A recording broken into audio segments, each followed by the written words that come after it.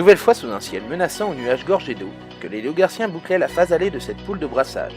Cependant, la pluie n'allait pas être la seule mauvaise nouvelle de la journée.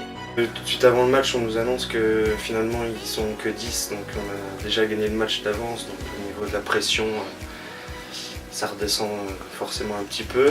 Après, pendant le match, en première mi-temps, on va dire qu'on avait pris le dessus. Alors on a marqué les essais souvent sur des gros temps forts du pack. Après on a su écarter. Comme on était effectif réduit, donc à 10, il n'y avait pas derrière et il manquait un ailier, donc on a fait des petits coups de pied par-dessus, ça suivait derrière. Donc il y a eu un essai comme ça. Après, le but aussi c'était de défendre, parce qu'on avait pas mal vu la défense à l'entraînement, donc ça a été aussi un point fort durant le match.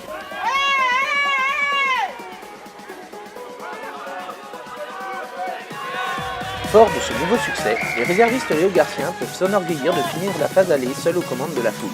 Un statut loin d'être partagé par les équipiers premiers, après le second revers de l'année, concédé sur la pelouse d'Arbois, 15 jours auparavant.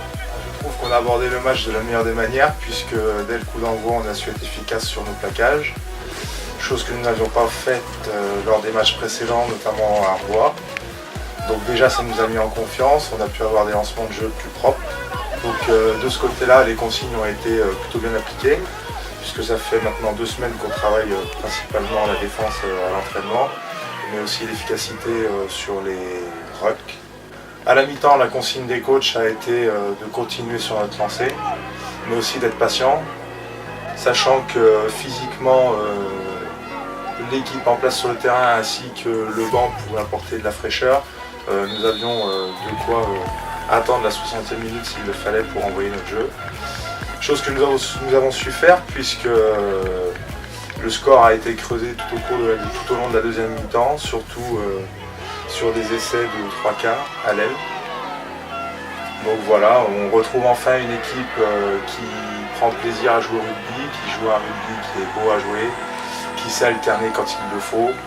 Et cette victoire, avec cette manière, nous en avions bien besoin et ça nous permet d'aborder le match contre Montchanin qui est invaincu. S'ils le sont, c'est parce qu'ils l'ont mérité.